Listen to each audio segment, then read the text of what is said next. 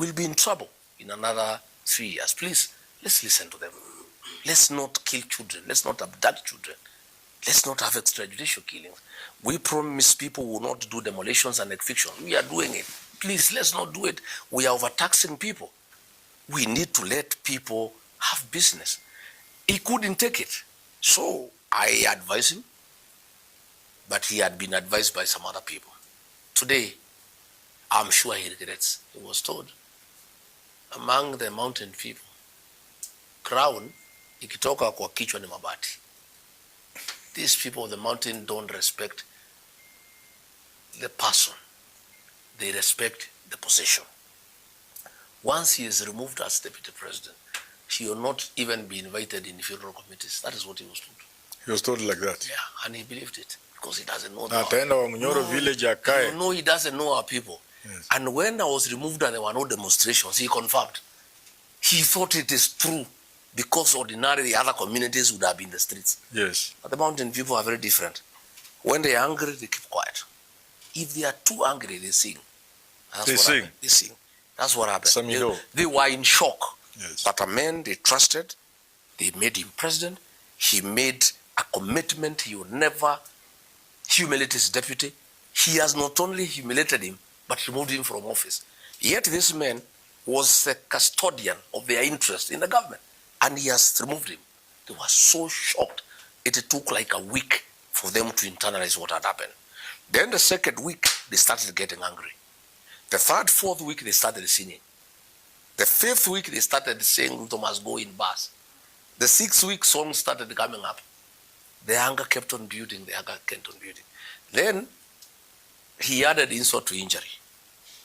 He started now sending goons to attack me in church. Mm-hmm. He started sending goons to attack me in meetings.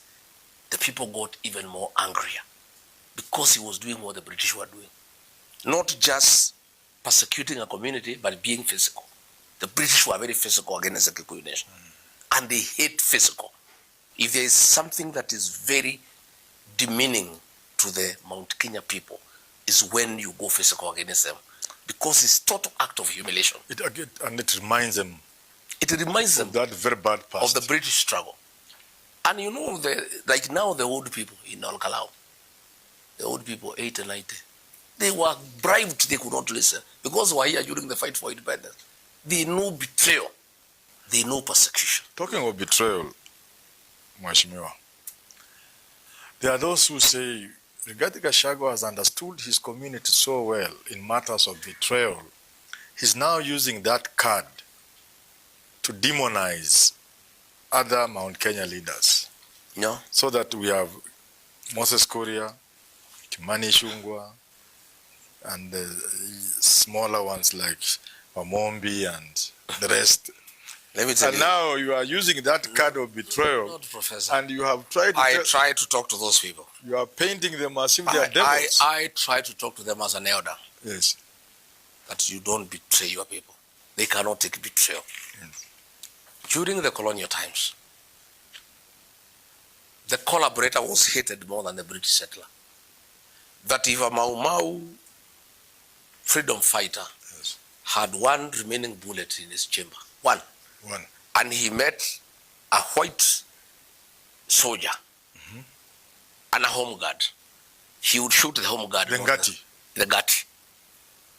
Ngati is home guard. Yes. It's Ngati now in Kikuyu. Yes. You shoot the home guard. You shoot the home guard. The home guard was more hated because he was one of their own. Then why are you making leaders from your community who may not agree with you, why are you making them that hated? It's not me. It is them who have betrayed their people. When William Ruto abuses the community and says they are tribalists and traitors from the community are clapping, what do people feel?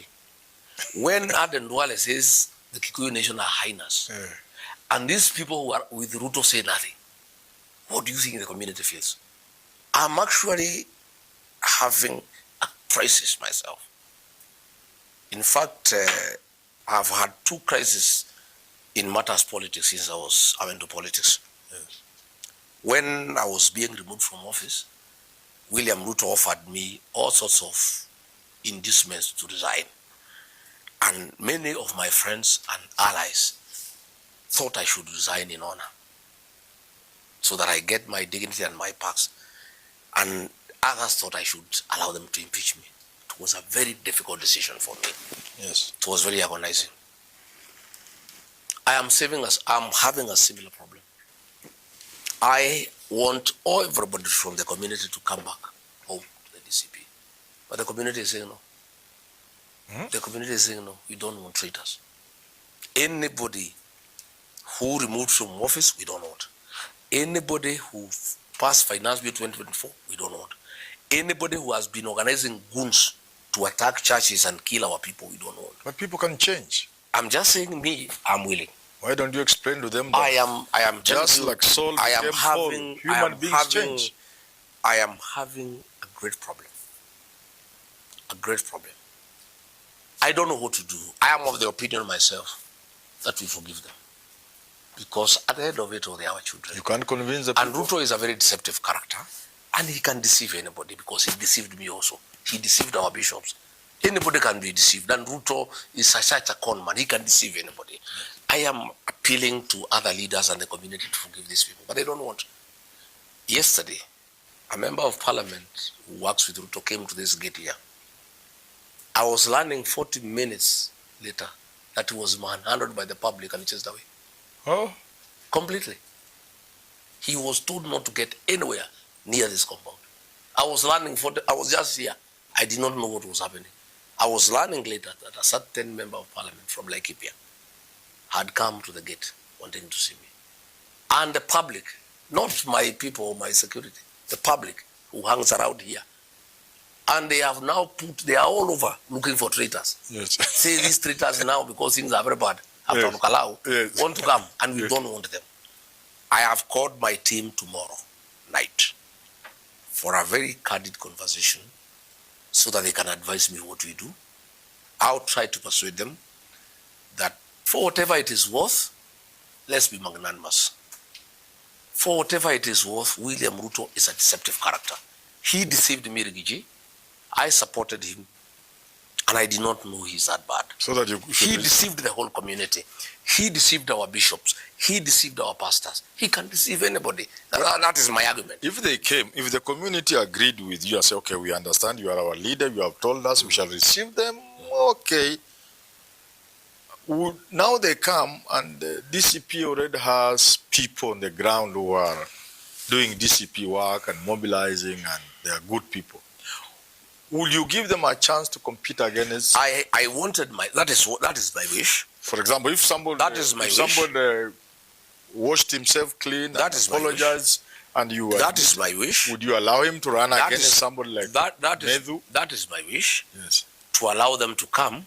Yes. And let the public decide whether to accommodate them or not. I think that is the best, as far as I'm concerned. Yes. That I don't reject them as a leader.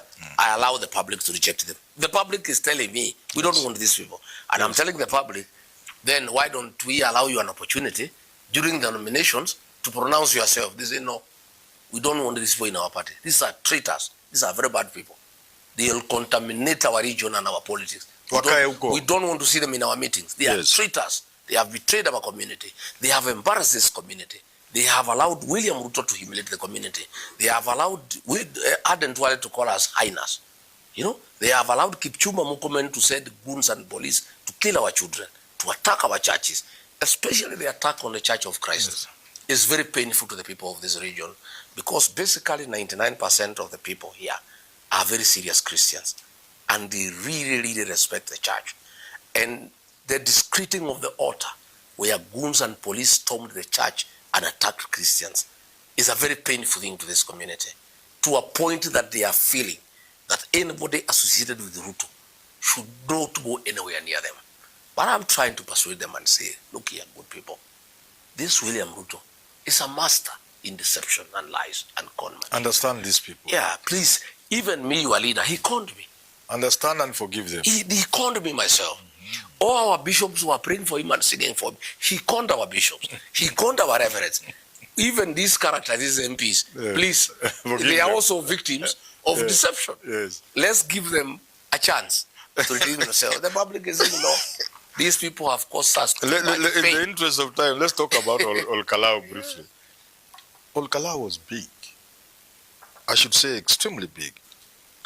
What magic did you play? Nothing, no magic. And what lessons do you think this country can learn from Olkalau? No magic in Olkalau. I did not even step there. Yes.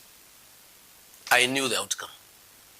But it can't be 87%, sure. No, I knew. You've been in this fact, country. It would have been higher if William Ruto had not sent GACHAGUA, police. Mheshimiwa, you have been in this country. You have witnessed elections. Even at a time, people thought you were with Uhuru Kenyatta in 2002. When we thought Kibaki was going to get 100%, he never managed 70. He got 67 or 66. This is a different election. So, for you to get 87, that's not Yes, normal. I'll explain to you why. Yeah, please go. This election it's not normal. that happened in Olkalau, Yeah. and the same will happen in 2027. It was not between DCP and UDA.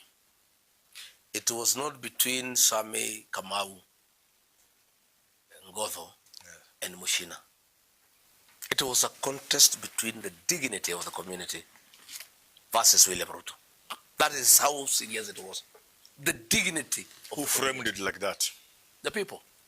Since William Ruto deceived the mountaineers, Yes. people have been very bitter and angry. Since he betrayed them, they have been very angry. But he spoiled by attacking their churches, Yes. attacking Christians in church, Yes. and then abusing them when in Nyanza, Yes. calling them tribalists. The people of the mountain have been looking for an opportunity to redeem their dignity. Yes. And since they cannot fight William Ruto physically, Yes. they wanted to redeem their dignity through the vote. They waited for an So opportunity. Olkalau Yes. was God chosen for the people of the mountain. In Yes. fact, I must tell you, the whole mountain never slept. It's like everybody was voting. Yes. And the community was praying that the people of Kalau do justice on their behalf Yes. and restore the dignity of the community. That is why William Ruto sent projects worth 14.5 billion.